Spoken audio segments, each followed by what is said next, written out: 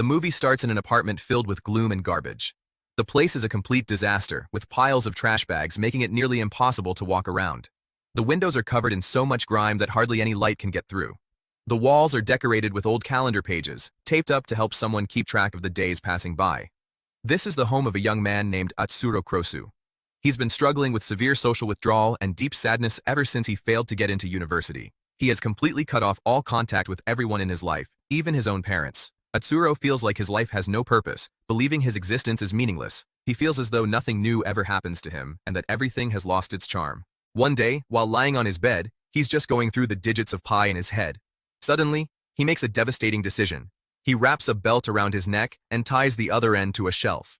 As he lets his body go limp, he begins to struggle. This action causes the shelf to rip right out of the wall and fall down on top of him. Atsuro finally catches his breath, and that's when he notices a bright beam of light cutting through the darkness of his room. It turns out the broken shelf left a small hole in the wall that opens up into the apartment next door. He peeks through the tiny opening and sees his beautiful neighbor, Ryo Michi. Atsuro is completely captivated by her beauty as he continues to stare at her while she enjoys her meal. On Ryo's side, the hole is hard to spot because it's hidden inside a bookshelf. From that day on, Atsuro starts to secretly watch Ryo's daily life. He can't get over the fact that such a lovely girl lives right next to him.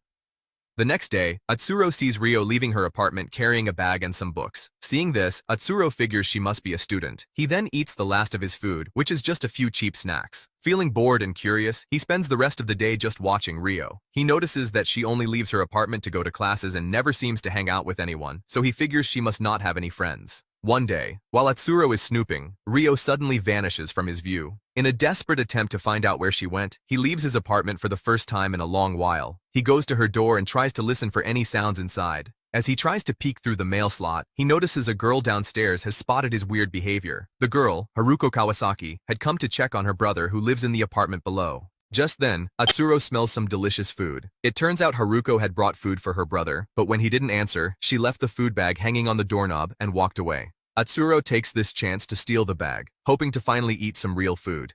He opens the bag and takes a few bites before he is once again interrupted. This time, Ryo herself is staring down at his strange actions. After a quick introduction, Ryo learns that Atsuro is her neighbor. She then invites him to have lunch at her apartment. Atsuro quickly agrees. While Ryo is busy getting the food ready, Atsuro looks around her apartment and finds the hole in the wall. Just then, Ryo comes in and says something about Atsuro's stretchy trouser strings. After that, they enjoy a delicious home-cooked meal together. Atsuro returns to his place in a surprisingly good mood after Ryo tells him they should hang out again sometime. Ever since that day, Atsuro starts visiting Ryo more often for meals, even though he's still secretly watching her through the hole. One day, he finally finds the courage to ask her why she wants to spend time with a person like him.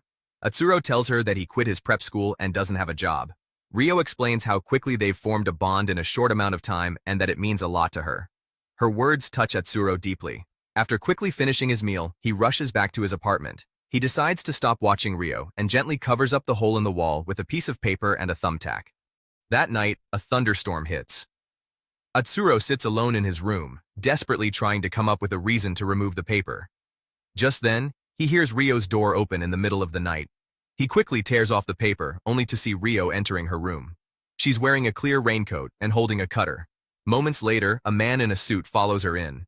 Just as he hugs Ryo from behind, she quickly attacks him with her fast martial arts moves. She slits the man's throat and brutally kills him. With blood splattered all over her raincoat, she smiles cunningly.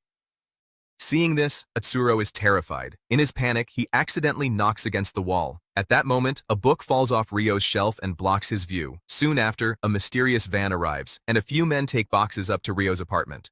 Back in his room, Atsuro is confused and trying to make sense of the strange things he just saw. Moments later, there's a knock on his door. It's Ryo, dressed cutely and looking completely normal. She's holding a pot of food in her hand. With a big smile, she asks if they can eat at his apartment sometimes. After he clears out some space and lights a few candles, they set up the table. Ryo is calm and relaxed as she eats her food. On the other hand, Atsuro still can't believe that Ryo just killed someone. While they're eating, Ryo brings up Atsuro's earlier question and tells him not to be so worried. She talks about how, after being alone for a long time, she starts to question her own sanity. However, being around Atsuro makes her feel normal. Once Ryo leaves, Atsuro uses a chopstick to knock over the book that was blocking his view. He looks into her room and sees Ryo enjoying some tea. Seeing how everything looks normal, he assumes he must have been imagining things and that none of last night's events actually happened. Moments later, he hears a voice tell Ryo goodbye. Atsuro rushes to his door to see who the person is. Just then, a mysterious woman named Reina and Magai walks by his door.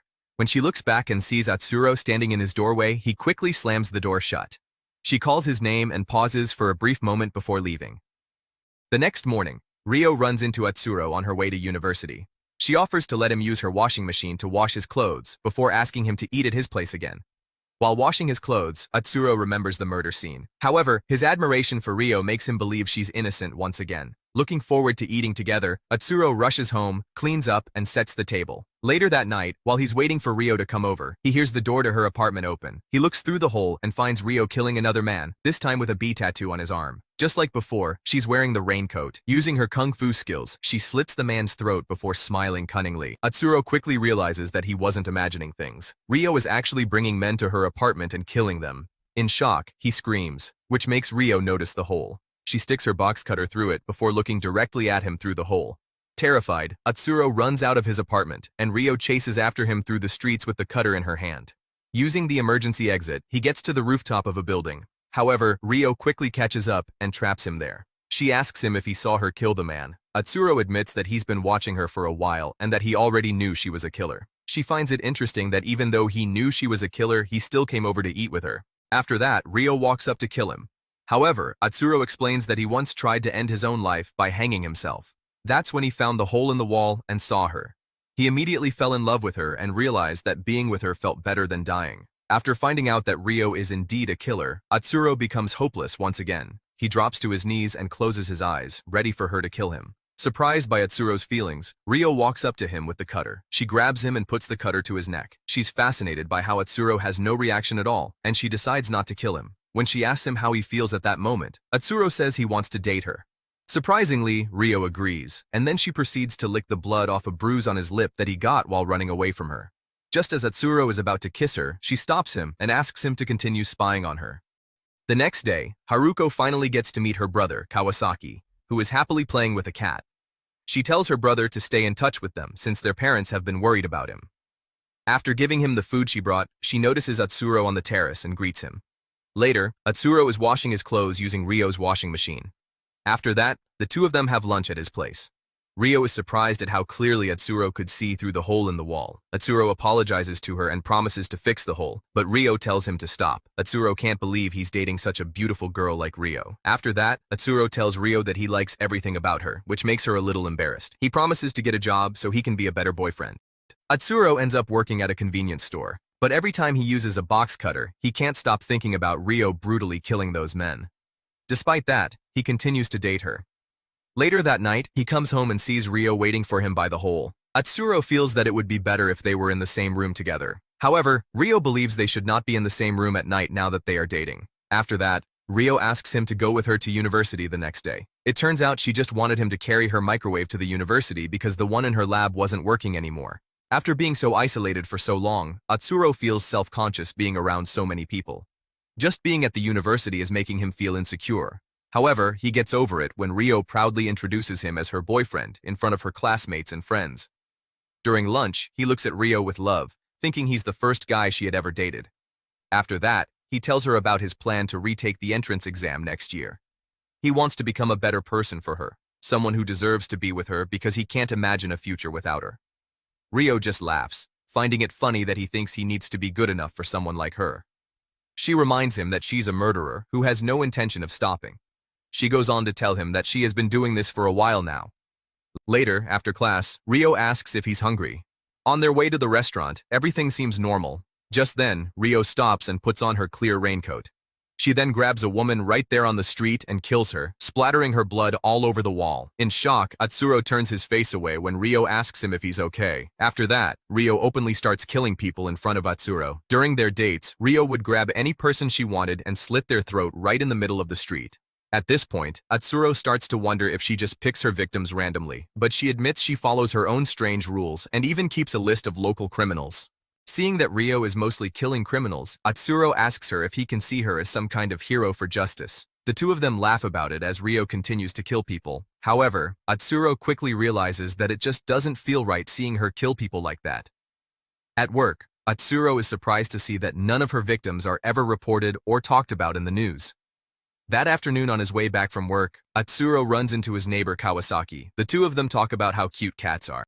After that, Atsuro heads over to meet Ryo at the park. Every time he looks at her, he can't help but think about how Ryo keeps killing people. The only thing keeping him in this relationship is Ryo's cuteness. At the park, they share a chocolate and coffee ice cream that Atsuro brought with him. Ryo is touched that he bought something just for the two of them. Atsuro's life slowly starts to get better. Now that he's working and has a steady income, he decides to buy a new phone for himself. One day, while working at the cash register, Haruko stops by to buy some snacks. Atsuro gives them to her for free. He feels guilty about the bag of food he stole from her earlier. Later that night, Atsuro heads home and finds that his apartment's electricity has been restored. Excited, he greets Ryo, but he gets no response. He looks through the hole and finds a note asking him to stay in his room at 10 p.m. After taking a shower, Atsuro gets ready for bed, and when he looks through the hole, he finds Kawasaki lying on Ryo's bed all tied up. It turns out Ryo has kidnapped Kawasaki. Unable to understand why, Atsuro begs Ryo not to kill him. However, she tells him to stay quiet so they don't get caught. He reminds her that murder is a crime and that she shouldn't kill an innocent person like Kawasaki. Ryo refuses to listen to him and proceeds to kill their neighbor. Atsuro is heartbroken seeing Ryo kill Kawasaki. Right after that, Rhea and her team show up in a black van and clean up the entire crime scene. This explains why no one has found out about all the murders. Atsuro goes to Ryo's apartment demanding answers. Rhea insults him before asking him if he's brave or just stupid. After that, Rhea explains that Ryo is a skilled killer who does it quickly and cleanly. Her team is just there to collect the body and clean up the site. She tells her team to chop up Kawasaki's body since he's already in bad shape. Rhea asks Atsuro if he finds it strange that Ryo hasn't been caught yet, despite killing so many people. Rhea further explains that there are people out there who need fresh bodies. When Atsuro asks about Ryo's whereabouts, Rhea reveals that she must be out to eat, considering she gets hungry after killing people. As she is about to leave, Atsuro stops her to ask why Ryo would kill an innocent person like Kawasaki. So Rhea takes him to Kawasaki's apartment and shows him how all this time Kawasaki had been torturing the stray cats he pretended to care for. Rhea can't understand Atsuro's reaction. She tells him that he's also going to end up dead since it's impossible for Ryo to interact with people for any other reason. The next morning, Ryo knocks on his door, but he doesn't answer. In a desperate attempt to see him, she jumps from her balcony to his and comes inside. Atsuro tells her he's not feeling well and stays in bed. She lies down next to him to help him stay warm. He then tells Ryo that killing people is wrong. In response, Ryo asks him if he's overreacting because she killed someone he knew. Atsuro tells her that he has no pity for Kawasaki, but that there should be rules. Ryo asks him if he believes some people can be killed and some cannot. She proceeds to ask him who really gets to decide who lives and who dies. She points out that every country has different rules and they change all the time, so true justice doesn't really exist. Atsuro takes this chance to tell her that he doesn't want to see her killing people. This upsets Ryo, and she quickly leaves his apartment. At this point, Atsuro admits he still likes her no matter what. If you are enjoying this movie, kindly take a second to support us by clicking on the like button on subscribing to the channel. This goes a long way than you can imagine. Thank you. The next morning, Atsuro runs into Haruko. She asks if he's heard from her brother lately. Atsuro tries to make an excuse to leave, but all she wants to know is if he's been going to university since he hasn't called or visited them in a while. That's when Ryo shows up. Clearly jealous, she asks Atsuro who he is talking to. Haruko politely introduces herself before mentioning that her older brother lives in this building. Hearing this, Ryo invites her to wait for him at her apartment, but Atsuro panics and quickly sends Haruko away, promising to contact her if he hears anything from Kawasaki. Later, while eating dinner with Ryo, Atsuro can't help but worry about the fact that Haruko might come back and find out the truth. But seeing Ryo calm about the situation scares him even more. He asks Ryo if she's planning to kill Haruko as well. That's when Ryo reminds him of her rules. If she starts killing people like that, it would make her character questionable. So, she promises Atsuro that she won't harm Haruko. A few days went by and then a text message popped up on Atsuro's phone. It was from Haruko, asking if they could get together to talk about her brother. Atsuro stared at the message, his finger hovering over the screen. He couldn't decide what to do. Should he agree to meet or just ignore her message completely? While he was still trying to make up his mind, a sudden force grabbed him, and he was violently pulled into a dark black van. Once he was inside, he saw that the person who grabbed him was none other than Reina. With a serious and intimidating look, she warned him to either become a man worthy of being with Ryo, or she would kill him. Atsuro, still dazed, told her that Kawasaki's sister was looking for him. Reina casually told him not to worry about it. Before letting him go, she delivered one final, chilling message. Atsuro was completely useless as a living person, but he would make an excellent dead body. Later that day, Atsuro finally met Haruko for tea. She looked worn out and desperate, begging him for any information about what happened to her brother. Atsuro cautiously asked her if she had filed a missing person report. Haruko told him that she had, but then she had changed her mind and took it back. She explained that she had decided to believe her brother might have just gone on a trip without telling anyone. Then she asked Atsuro to go with her to see the landlord because she was too afraid to go alone. Atsuro agreed, not because he wanted to help, but because he didn't want to make her suspicious. Together, they went to the landlord and asked him to open Kawasaki's apartment. To Atsuro's complete surprise, Reina's team had already been there and cleaned everything up. They had gotten rid of all the tools Kawasaki used to hurt the stray cats. They had even put a fake airplane ticket on the table, making it seem like Kawasaki had left for a trip. After that, Atsuro and Haruko took a walk. Haruko was still worried, but Atsuro did his best to reassure her that her brother was probably just fine. She apologized for bothering him. When Atsuro told her to let him know if she found out anything new, she replied that she wouldn't because she didn't want to anger his girlfriend Rio. This made Atsuro admit that even though he was dating Rio, he didn't truly know her very well and that she could be a little strange. Later that night, Atsuro saw a man who had the same bee tattoo as the person Rio had killed earlier. The man had his arm wrapped around Rio's shoulder, and Atsuro was shocked that she didn't push him away. The next time they had dinner, Atsuro brought it up and asked Rio who that guy was. Instead of answering his question, she just said that as a university student, she could meet anyone she wanted. Atsuro, worried that Rio was going to dump him, asked her if that was what she was planning to do. She immediately accused him of spending time with Haruko. Atsuro denied it and told her he only talked to Haruko to protect her. Rio then mentioned how Reina had gone to so much trouble to cover her tracks, and yet he was still hanging around with Haruko. Atsuro started to suspect that Rio was up to something, so he confronted her about it. This made her furious, and she left the room after telling him to stop talking to Haruko. Atsuro tried to hug her, but when he leaned in to kiss her, she threatened to kill him. Later that same night, Rio had a meeting with the B gang. She told them that she was turning down their offer to become their personal killer. This made the leader angry, and he reminded her that they knew she had killed one of their members. He told her that she was now part of their cleanup crew and that if she refused or went to the police, they would kill Atsuro. The very next day, Rio was waiting outside Atsuro's work to walk him home. When they got back to his apartment, they found Haruko waiting outside, so they invited her in. The three of them had tea together, and Haruko showed them a postcard from her brother. It was a fake, created by Reina, to make it seem like he was on a trip.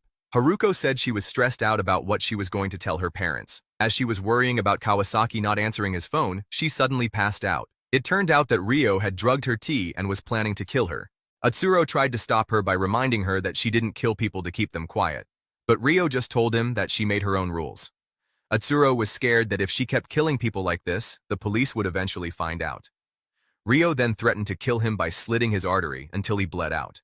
But because he kept trying to stop her, she eventually changed her mind. When Haruko woke up, she confessed her feelings for Atsuro.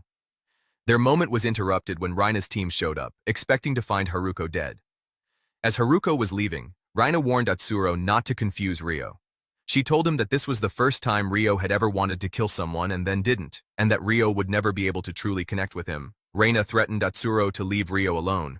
Later, Rio met with Reina and apologized for not killing Haruko. While they were sharing an ice cream, Reina reminded her that she was the one who got to decide who lived and who died. But she also warned her that if she hesitated, the bodies wouldn't be clean and Reina wouldn't be able to use them. Meanwhile, Atsuro met with Haruko at a cafe. She told him that her feelings for him were real. However, Atsuro gently turned her down, telling her that he was only trying to help her with her brother. Haruko looked confused because Atsuro had once told her that Rio wasn't right for him. She thought that Atsuro was just getting dragged around by Rio and that it would never change. Before she left, she told him she would be at the cafe again the next day if he wanted to give her a chance. On his way home, a black van pulled up. Atsuro thought it was Reina again, but it was the B gang. They kidnapped him and took him to their bar, asking him to convince Rio to kill for them.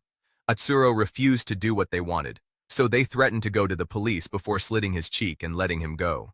When Atsuro got home, Rio saw the cut on his face and tried to go after the gang, but he stopped her. He told her he would rather be hurt by them than see her kill again. Rio reminded him that killing was a part of who she was, and she didn't feel like herself without it. But Atsuro pointed out that she hadn't killed Haruko, which meant she could change if she wanted to.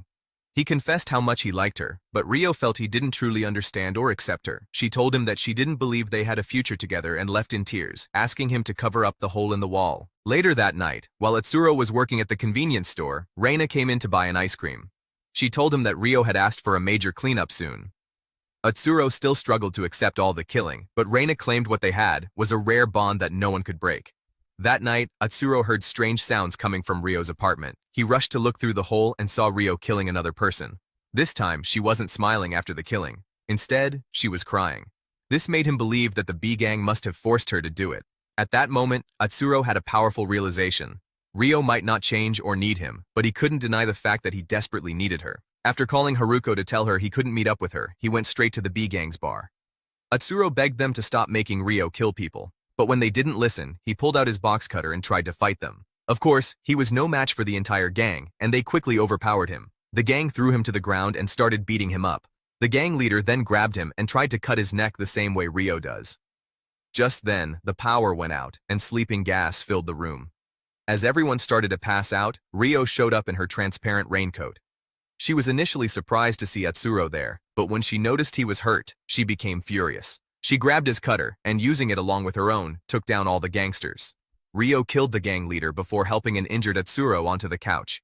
She explained to him that she hadn't enjoyed the killing this time, but that didn't mean she was going to stop. After they confessed their love for each other, they kissed. Just then, Rio suddenly stabbed him. She smiled, saying she had always wanted to kill someone she liked. But then she quickly realized that it didn't feel the way she expected it to. Atsuro was strangely happy to hear that. They told each other they loved each other one more time before Atsuro collapsed. Several days later, Reina saw Rio with a suitcase, while Atsuro followed her on crutches. They agreed to have their old apartment cleaned, and Reina joked that Atsuro shouldn't stop spying on her just because they were moving in together. As they walked off together, Rio told Atsuro that she wouldn't kill anyone else, but that someday she would kill him. Atsuro just smiled and said, "That's fine because my artery belongs only to you." Then she paused, realizing that they had never even learned each other's first names.